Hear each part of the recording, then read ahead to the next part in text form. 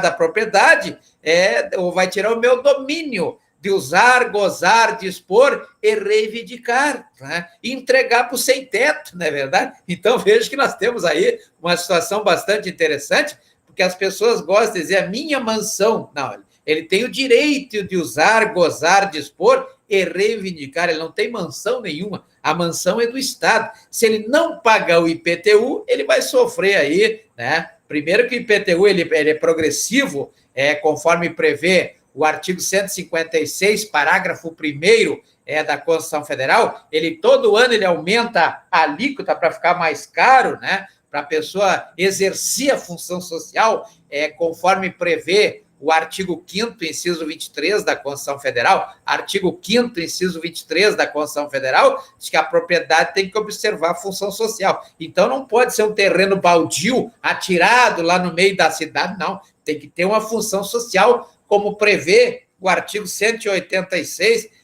da Constituição Federal. Então, vejam que a propriedade, que é o direito de usar, gozar, dispor e reivindicar, né, ela não é absoluta. Por quê? Porque se a pessoa não pagar o tributo, não recolher o tributo, vai perder a casa. Se não pagar o IPVA, vai perder o carro, não é verdade? Então, nós temos aí a lei complementar número 114 aqui do Estado do Acre, né, que foi alterada pela lei complementar número 355, não pode apreender o carro, por exemplo, apreender, né? Não é prender o carro, é apreender o carro, no caso de não pagamento do IPVA, né? Não pagamento do IPVA, puxa, tá ruim o negócio. O IPVA, em função de não pagamento de IPVA. Só que não é só o IPVA, né, doutor?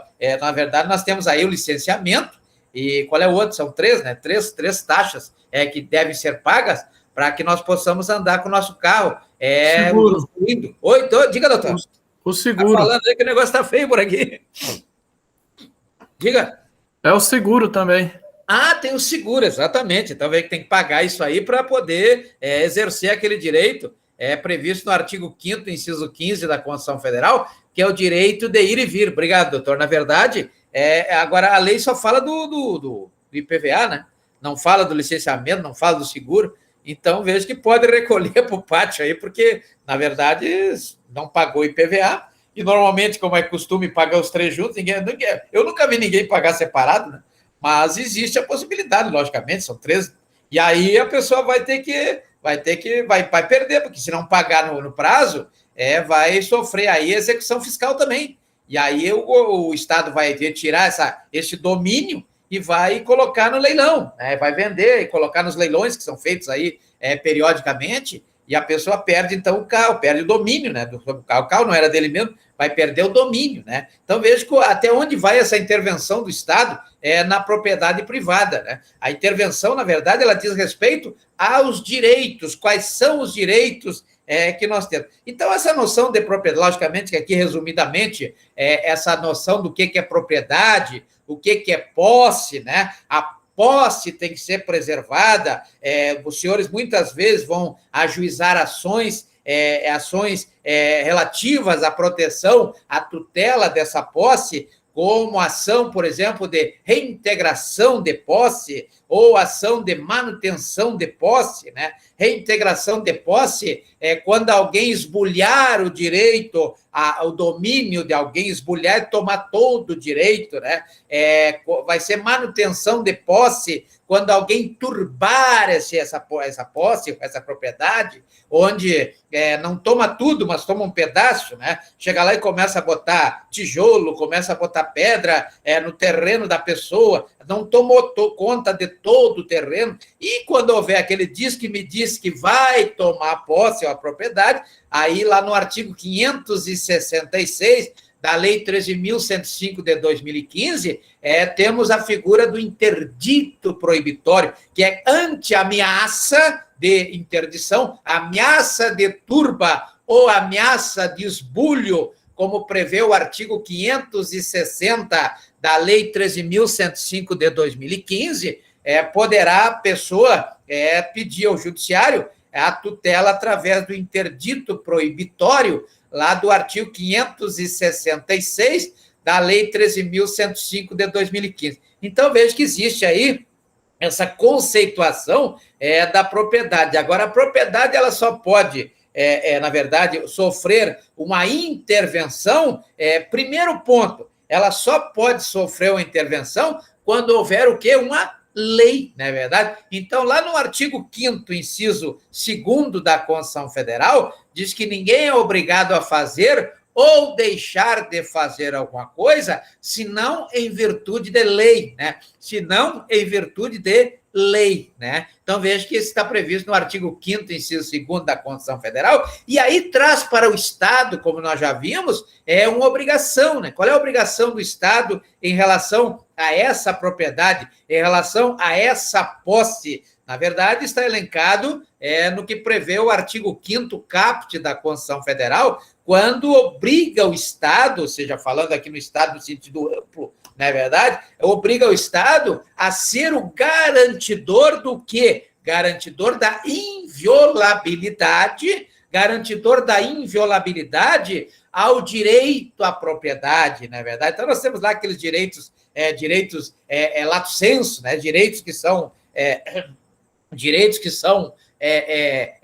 amplos, né? Como o direito à vida, o direito à igualdade, o direito à liberdade, o direito à segurança, o direito à propriedade, né? São direitos tutelados pelo artigo 5º caput da Constituição Federal e trazem obrigação ao Estado para que o Estado tutele, ou seja, o Estado seja garantidor não dos direitos em si, mas do quê? Da inviolabilidade a esse direito. Por isso, a razão da existência dessas ações de reintegração de posse, de manutenção de posse, de interdito proibitório, como previstos lá do artigo 560 até o artigo 566 da Lei 13.105 de 2015, né? Então, veja que a intervenção do Estado na propriedade privada, conforme prevê o artigo 170 da Constituição Federal, que fala exatamente sobre o Estado liberal, né?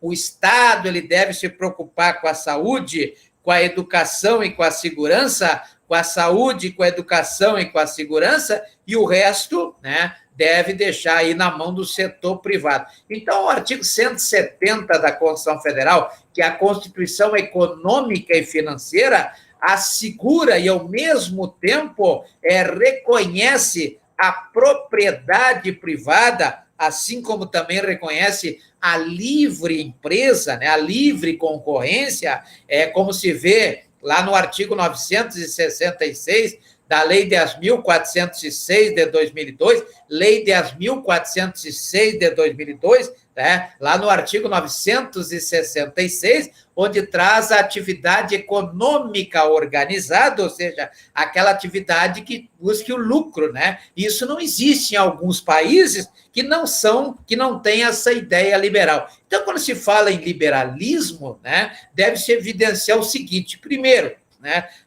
tem que ter aí a propriedade privada, ou seja, a propriedade tem que ser privada, que na verdade não é privada, né? O direito que nós adquirimos, e é sempre bom relembrar, não é a propriedade em si, e sim o direito ao domínio, que é usar, gozar, dispor e reivindicar, e por isso nós temos que recolher a tributação correspondente. Assim como a livre empresa também. Eu sou livre para exercer atividade econômica organizada, desde que eu recolha a tributação correspondente, a tributação pertinente, para que eu mantenha sempre esse direito a esse domínio de usar, gozar, dispor e reivindicar, como prevê o artigo 1228 da Lei 10.406 de 2002. Além de tudo, esse artigo 170 da Constituição Federal condiciona o uso tanto da propriedade privada quanto da liberdade de empresa. Fala empresa é lucro, né? Empresa é sinônimo de lucro, né? Então, falou empresa é lucro. Lucro, não existe lucro sem empresa, não é verdade? Então, veja que a finalidade disso é promover o quê? O bem-estar social, né? O bem-estar social, por isso esse arcabouço jurídico permanente ou pertinente que deve ser analisado. O importante é que o artigo 170 da Constituição Federal é o artigo